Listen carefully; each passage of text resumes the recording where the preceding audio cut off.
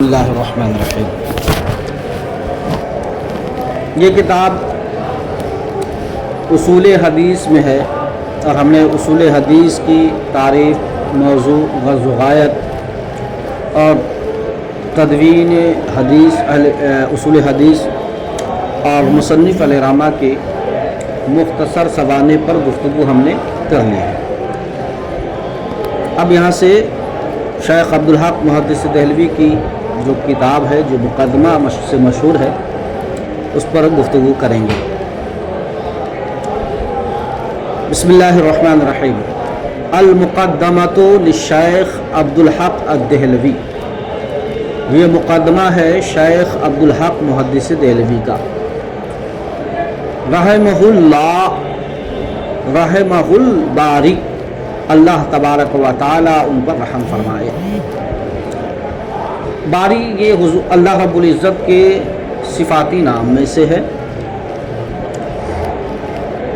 حضرت شیخ عبدالحق محدث دہلوی رحمۃ اللہ تعالی علیہ نے اب مقدمہ کو شروع کیا تو اللہ کی تعریف و تحمید اور بسم اللہ شریف سے شروع فرمایا۔ کہ بسم اللہ الرحمن الرحیم، مقدمۃ فی بیان بعض مصطلحات علم الحدیث مما یکفی فی شرح الکتاب من غیر تطویل و اتناب۔ کا یہ مقدمہ ہے علم حدیث کے بعض مصطلحات کے بیان میں جو کتاب کی شرح میں کافی ہے، بغیر تطویل و اتناب کے۔ تطویل طویل، لمبا، زیادہ باتیں گفتگو لمبی نہیں ہے، اور اتنام بھی اسی معنی میں ہے کہ بغیر کھینچ تان کیے ہوئے جو اصولی قواعد ہیں مختصراً اس کو یہاں بیان کیا گیا۔ مزید تفصیل اگر آپ دیکھنا چاہتے ہیں تو بے شمار اصول حدیث میں کتابیں ہیں، آپ وہاں تفصیل سے پڑھ سکتے ہیں۔ یہاں صرف ان مبتدی بچوں کے لیے اور ان شروعاتی طلباء کے لیے ہے جو علم حدیث اور حدیث کی کتابوں کو پڑھنا شروع کرتے ہیں، یعنی ابتدائی درجے کے بچوں کے لیے۔ اعلم، جان لیجئے، ان الحدیث فی اصطلاح جمہور المحدثین یطلق علی قول النبی صلی اللہ علیہ وسلم وفعلہ وتقریرہ۔ جان لیجئے کہ بے شک حدیث جمہور محدثین کی اصطلاح میں نبی علیہ السلام کے قول اور ان کے فعل اور ان کی تقریر پر بولا جاتا ہے۔ گویا یہاں سے حدیث شریف کی تعریف کی ہے کہ حدیث شریف کہتے کسے ہیں۔ لغوی اعتبار سے حدیث جو مقابل میں ہے قدیم کے، یعنی لغوی اعتبار سے اگر آپ معنی دیکھیں حدیث کا تو جو قدیم کا جو ضد ہوتا ہے نا اسی کو حدیث بولتے ہیں۔ تو حدیث بول دیں گے نئے کو، قدیم کس کو بولتے ہیں؟ پرانے کو۔ تو حدیث کیا ہو جائیں گے؟ جدید، نیا۔ یہ لغوی معنی ہے۔ اصطلاح میں حضور علیہ السلام کے قول اور حضور علیہ السلام کے فعل اور ان کی تقریرات کو کیا کہتے ہیں؟ حدیث کہتے ہیں۔ اب ظاہر سی بات ہے قول کا معنی تو سمجھ میں آ گیا، حضور علیہ السلام کے جتنے بھی اقوال ہیں، فعل بھی سمجھ میں آ گیا کہ حضور علیہ السلام کے جتنے بھی افعال اور احوال ہیں اسے کیا کہتے ہیں؟ حدیث۔ لیکن تقریر، تو اب تقریر کی تشریح اور خود وہ مطلب بتا رہے ہیں۔ ومعنی التقریر انہ فعل احد او قال شیئا فی حضرتہ صلی اللہ علیہ وسلم ولم ینکرہ ولم ینہہ عن ذالک بل سکت وقرر۔ ٹھیک ہے، کا تقریر کا معنی یہ ہے کہ کوئی کام کسی نے کیا یا حضور علیہ السلام کی موجودگی میں کچھ کہا اور حضور علیہ السلام نے اس سے انکار نہیں کیا اور منع بھی اس پر نہیں فرمایا، تو اسی کو کہتے ہیں کیا؟ تقریر۔ بل سکت وقرر، بلکہ حضور علیہ السلام کیا کیے؟ خاموش رہے اور اسے ثابت رکھا. یعنی کوئی بھی صحابی حضور کی بارگاہ میں حاضر ہیں یا حضور علیہ السلام کہیں ہیں اور حضور کی موجودگی میں کوئی صحابی کوئی کام کرے یا کوئی بات کہے اور حضور علیہ السلام اس پر رد نہ کریں، حضور علیہ السلام منع نہ کریں، حضور علیہ السلام انکار نہ کریں یا حضور علیہ السلام اعتراض نہ کریں، تو وہ بات بھی اور وہ فعل بھی گویا صحابی کا حضور ہی کا فعل اور قول ہے. اسی کو کیا کہتے ہیں؟ تقریر. تقریر کا معنی کیا ہے؟ ثابت کر دینا. کیا کرنا؟ ثابت کرنا، برقرار رکھنا.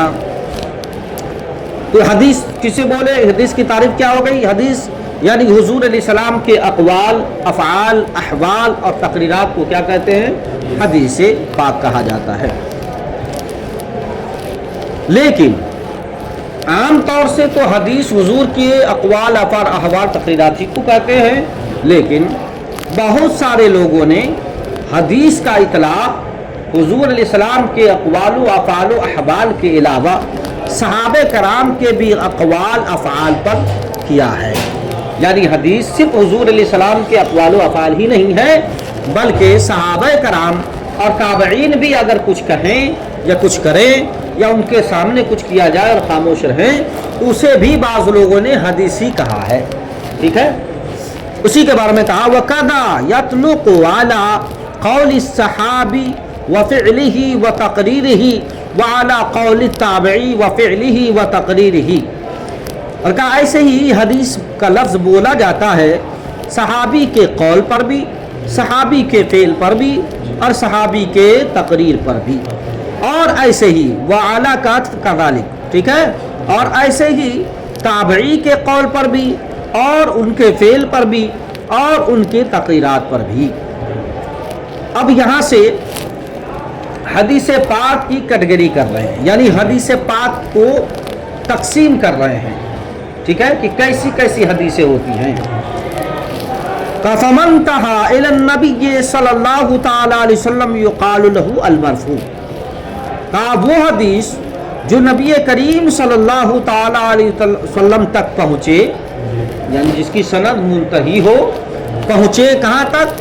حضور علیہ السلام تک. یعنی صحابی کہے کہ قال قال رسول اللہ، یا صحابی کہے فعل رسول اللہ، یا صحابی کہے میں نے کیا اور حضور سکت رسول اللہ، حضور خاموش رہے. تو جس کی سند حضور تک پہنچ جائے، نبی کریم تک پہنچ جائے، ایسی حدیث کو حدیث مرفوع بولتے ہیں. کیا بولتے ہیں؟ حدیث مرفوع.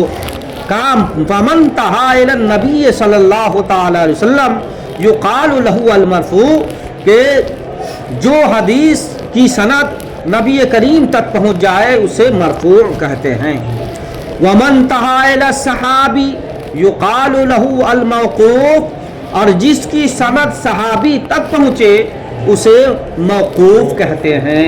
یعنی ہے تو حدیث ہی، لیکن چونکہ صحابہ کا قول ہوا، صحابہ کا فعل ہوا، صحابہ کے سامنے کوئی تابعی کام کیے تو خاموش رہے، تو ان کی تقریرات یہ سب جو آپ پڑھیں گے تو اسے آپ کیا کہیں گے؟ یہ حدیث تو ہے لیکن حدیث موقوف ہے. وقف کا مطلب ٹھہر جانا، یعنی اس کی سند صحابی تک پہنچی ہے، صحابی سے آگے نہیں پہنچی، حالانکہ وہ بھی کیا ہے؟ حدیث ہی ہے. کیوں؟ اس لیے کہ حضور کے صحابہ جو کام کرتے ہیں وہ کام یا وہ قول یا ان کی تقریرات سمجھیے حضور ہی کا قول، فعل اور ان کی تقریرات ہے. بات سمجھنا؟ کیوں؟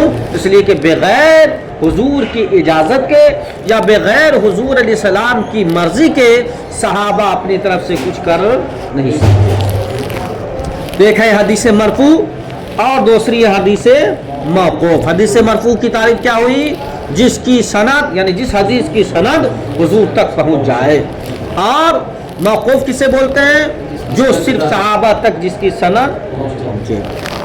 کما یقالو، جیسے کہ کہا جاتا ہے قالا کہ انہوں نے فرمایا، او فعلا یا انہوں نے کیا، او قررا ابن عباس یا ابن عباس نے اسے ثابت رکھا.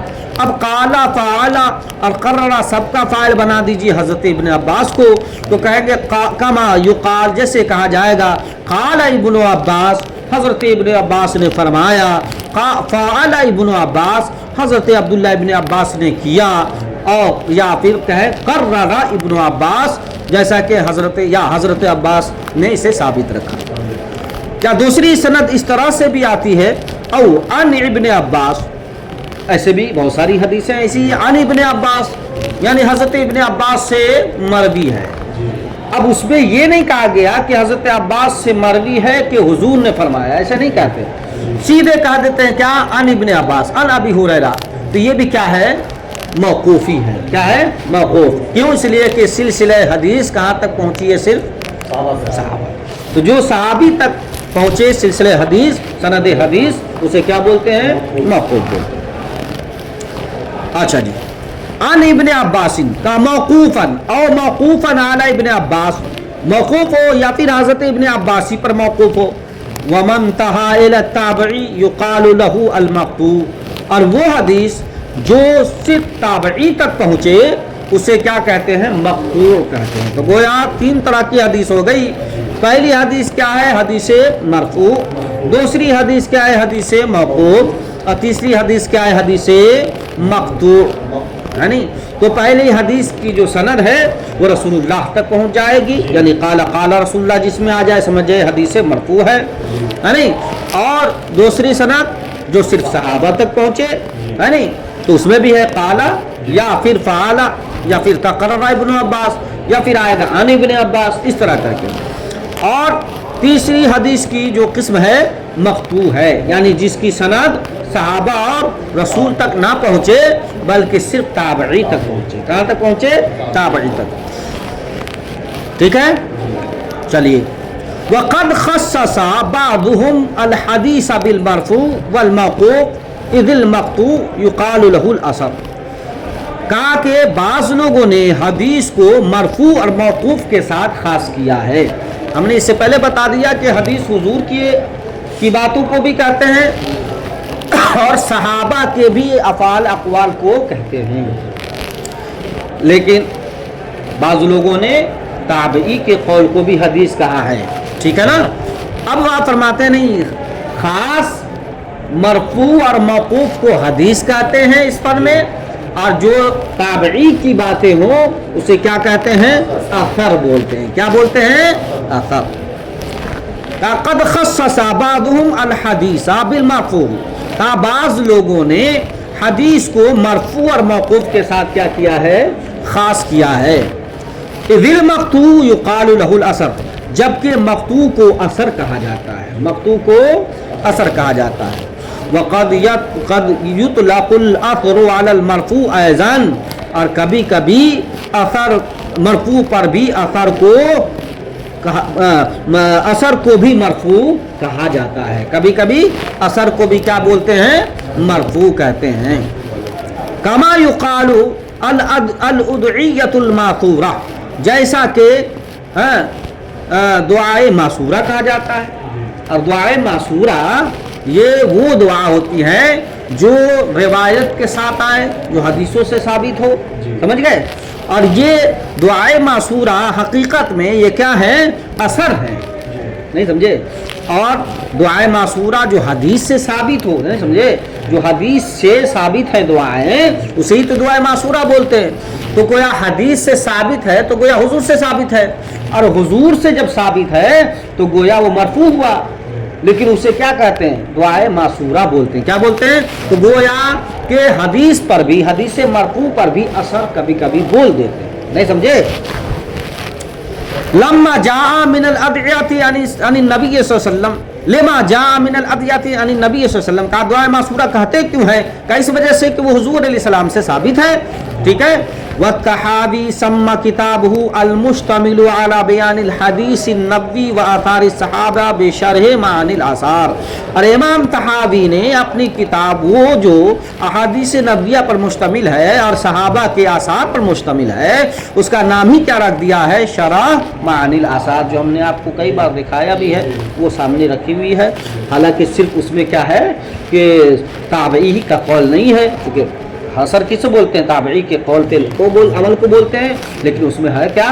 نبی سے بھی ثابت ہے، یعنی حدیث مرفوع بھی ہے اور حدیث موقوف بھی ہے اور حدیث مکتوبی ہے، اور صرف مکتوب پہ اگر آپ کہتے ہیں کہ اثر بولا جاتا ہے تو پھر امام طحاوی اس میں حضور علیہ السلام کی مرفوع اور موقوف حدیث ذکر نہیں کرتے۔ تو اس کا مطلب یہ ہے کہ کبھی کبھی اثر پر حدیث کا لفظ بول دیتے ہیں اور حدیث پر اثر کا لفظ بول دیتے ہیں، اور کبھی کبھی ایسا ہوتا ہے کہ حدیث مرفوع اور حدیث موقوف پر بھی اثر کا لفظ بول دیتے ہیں۔ ٹھیک ہے، چلیے۔